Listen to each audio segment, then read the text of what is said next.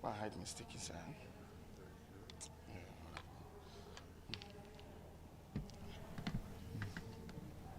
Oh yeah.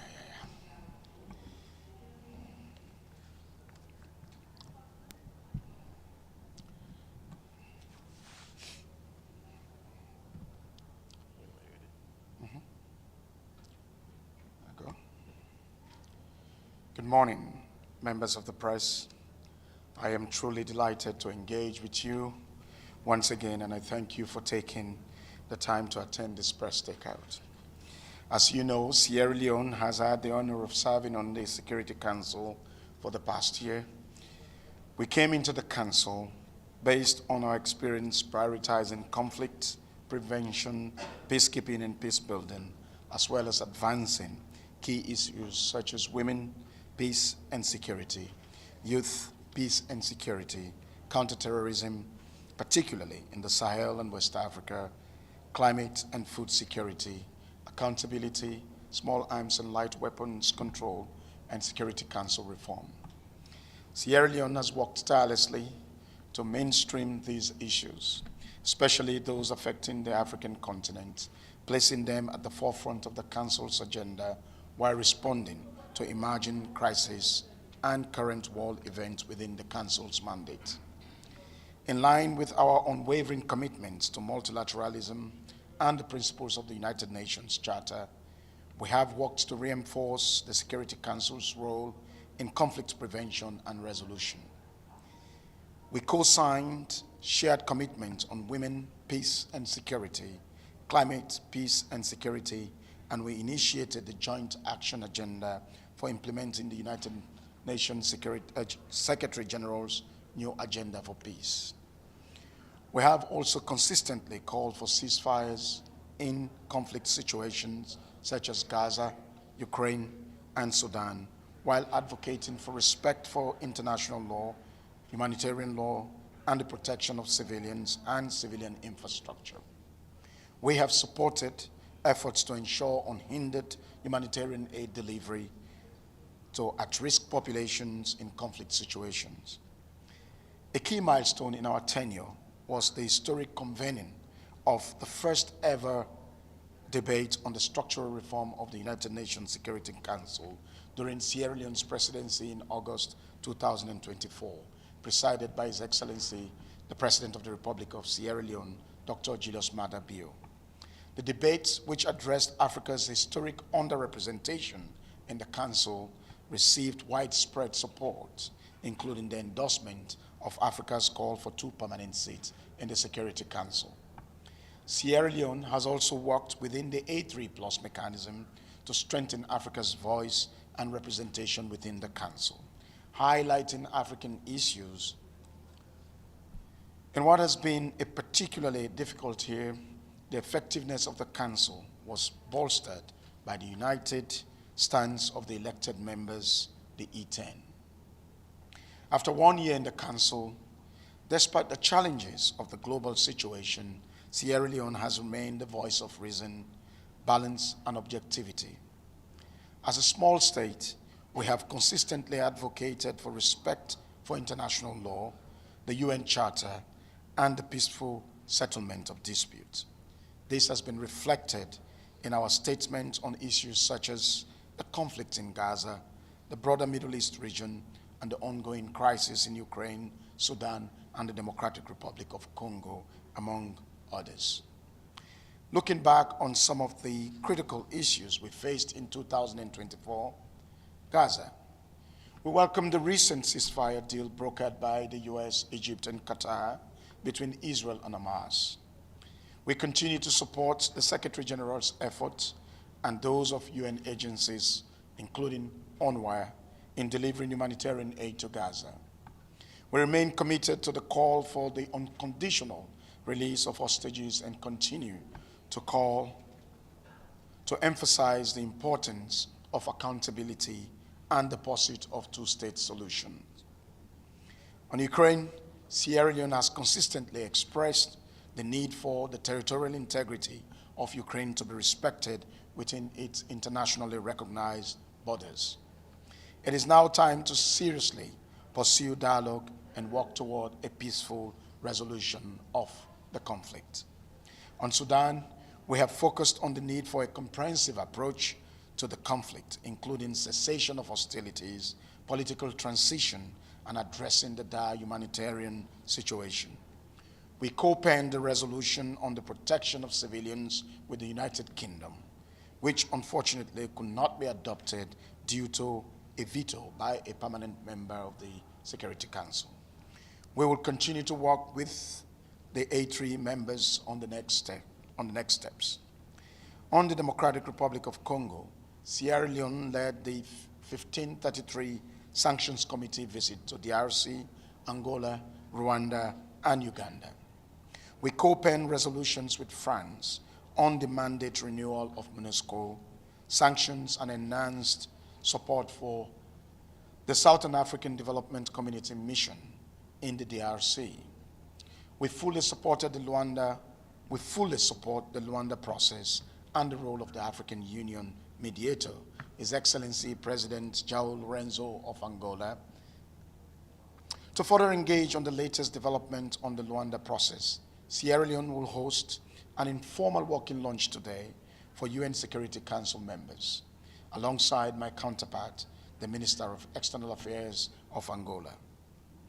On Lebanon, we welcome the ceasefire commitment agreement between Israel and Lebanon and call for the full implementation of Resolution 1701. We strongly condemn attacks on peacekeepers and emphasize the importance of respecting UNIFIL's mandate.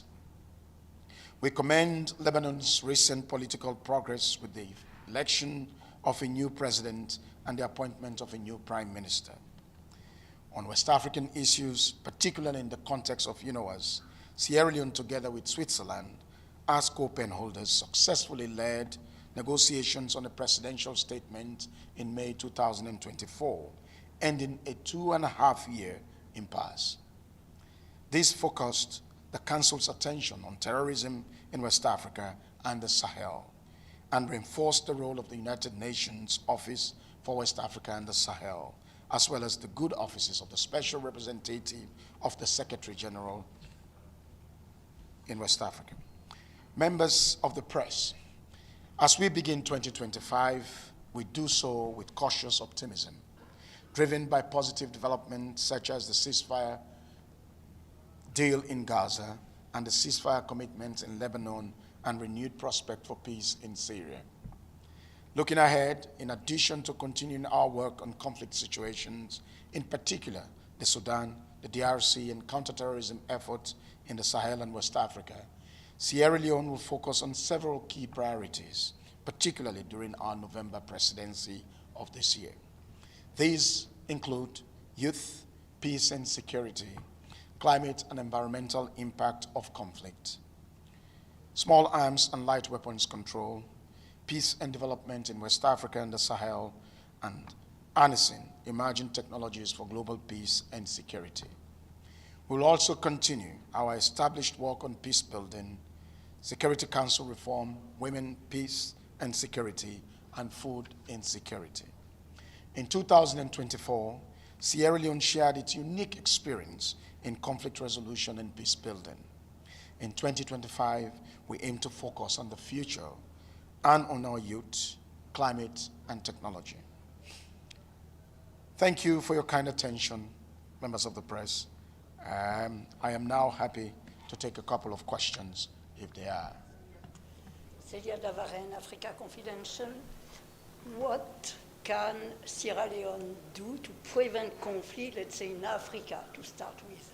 My second question is, do you really believe that the Security Council will accept Africa with the right of veto?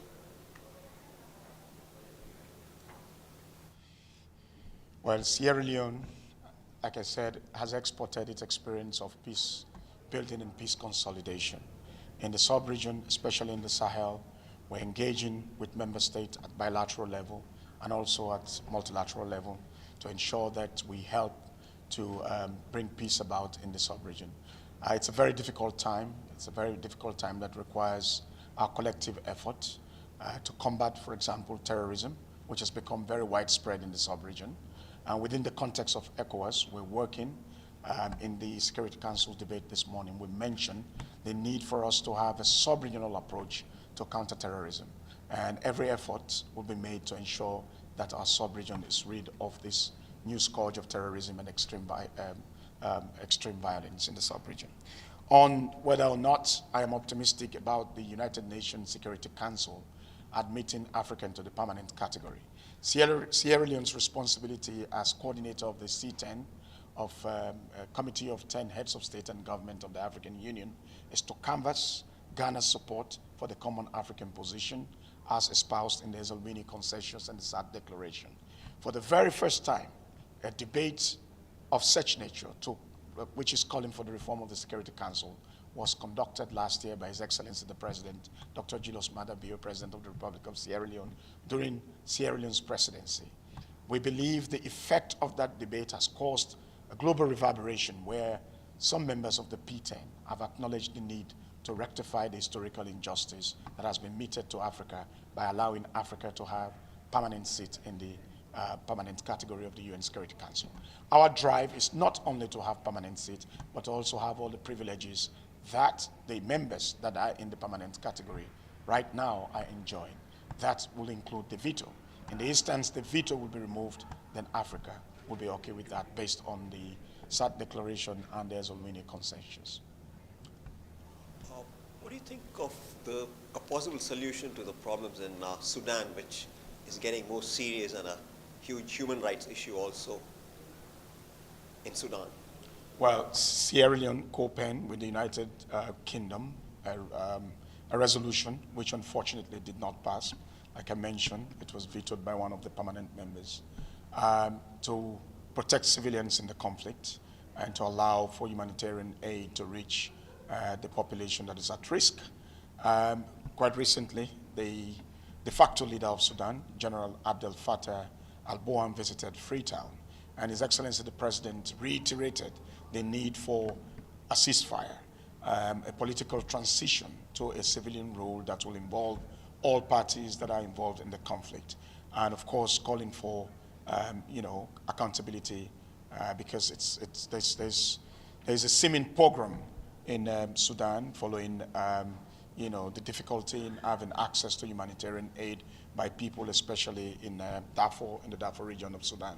So every effort will be made. Sierra Leone sits in the African Union Peace and Security Council, and in the Security Council we'll continue to raise our voice for a peaceful resolution of the conflict in Sudan, for Sudan to be brought to a civilian rule. Thank you.